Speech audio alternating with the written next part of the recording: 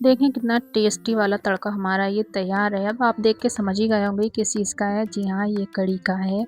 तो आज हमने बनाई थी डिनर में कढ़ी चावल। तो कढ़ी पहले मैंने रेडी कर ली थी। पहले मैंने आज जो पुराने स्टाइल से भंगा रही थी, जैसे हमारी अम्मी बताती थी ऐसे करके भंगारो तो ज़्यादा टेस्टी होती है कढ़ी। उसी में पहले भंगार करो, फिर उसके अंदर कढ़ी डालो, मतलब कढ़ी के ऊपर भंगार नहीं डालो, भंगार के अंदर कढ़ी डालो तो वो ज़्यादा टेस्टी होती है। अस्सलाम वालेकुम, कैसे हैं आप सभी लोग। तो देखिए हमारी कढ़ी के साथ चावल भी मैंने थोड़े से बनाए थे, वो भी बनने रख दिए थे और उसी के साथ मैंने गूंद लिया था आटा। और फिर मैंने कढ़ी के साथ थोड़ी रोटी बनाई थी, थोड़े चावल बनाए थे, क्योंकि कढ़ी के साथ दोनों कभी भी ऐसा नहीं होता है कि सिर्फ चावल बने और रोटी ना बने। अगर ऐसा सालन हो जिसमें चावल और रोटी दोनों लगते हैं तो चावल भी बनते हैं और रोटी भी बनती है। तो रोटी भी बनी थी और चावल भी बने थे। कढ़ी चावल से भी अच्छी लगती है और रोटी से भी बहुत अच्छी लगती है। तो चावल भी हमारे एकदम रेडी हो गए थे। चावल थोड़े ही बनाए थे क्योंकि चावल बचे हुए काम में नहीं आते। तो फिर हमने खाया डिनर। डिनर में कढ़ी चावल और बहुत टेस्टी थे और मठी की थी ये कढ़ी, सबसे अच्छी बात थी। और साथ में बथुआ भी था, बथुए की सब्ज़ी भी थी। और जो अभी सीज़न चल रहा है सर्दियों में बथुए का भी, तो कढ़ी हमने इसको चावल भी मैंने कढ़ी के साथ लंबे वाले बनाए थे और उस पे ढेर सारी कढ़ी डाली और उसको एंजॉय किया। बहुत टेस्टी थे अल्हम्दुलिल्लाह। और आपको अगर अच्छी लगी हो तो आप मेरी वीडियो को लाइक कर लेगा, चैनल को सब्सक्राइब कर लेगा और शेयर करिएगा और दुआओं में याद रखिएगा।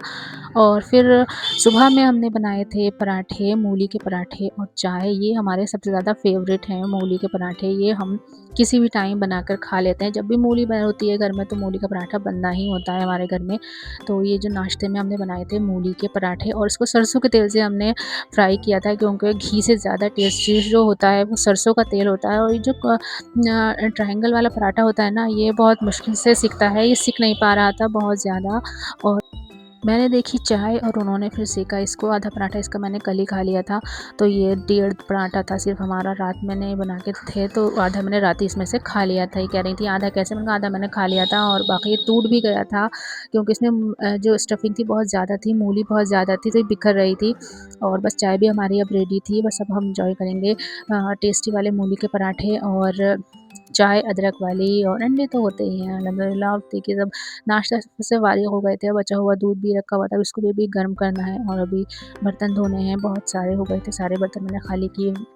धूप देखकर पर मन कर रहा था थोड़ी देर बैठ जाओ, लेकिन मैं बैठी नहीं, मैं फ़ौरन बस अपनी रज़ाई धूप में फैलाकर और वापस से नीचे आ गई। और आप सबको अभी से रमज़ान की बहुत-बहुत मुबारकबाद। बस 1 वीक रह गया है रमज़ान में अल्हम्दुलिल्लाह और आ गए रमज़ान माशाल्लाह। बहुत टेस्टी वाले खाने बनेंगे और टेस्टी वाले शॉर्ट्स बनेंगे, रील्स बनेंगे और हम आपके साथ शेयर करेंगे अल्हम्दुलिल्लाह। फिर मैं रूम में आई। रूम में अभी कुछ काम अभी हुआ था, कुछ काम नहीं हुआ था, अभी बाकी था कुछ काम। सफाई अभी नहीं हुई थी क्योंकि अभी बस सिर्फ सुबह-सुबह के काम जो थे वो चल रहे थे। जिन्नी हमारी टहल रही थी, जिन्नी की अल्हम्दुलिल्लाह तबीयत ठीक है, पहले जैसी चीख रही थी। तो किचन की भी सफाई अभी मैंने की। फिर किचन की सफाई करने के बाद फिर मैं बाहर आकर देखा तो बाहर जो थी वो हमारी जिनी और ज़ुज़ु की जो थी पूप ढूँढी जा रही थी यहाँ पर। वो कभी-कभी नीचे जाके भी कर देती हैं, मौके का फ़ायदा उठाती हैं और बिल्ली की हैबिट होती है। कर फिर उसके बाद इनका लेटर जो था वो साफ़ किया। ये हमारी बहन का काम है, ये करती हैं रोज़ाना लेटर साफ़ जिनी ज़ुज़ु का।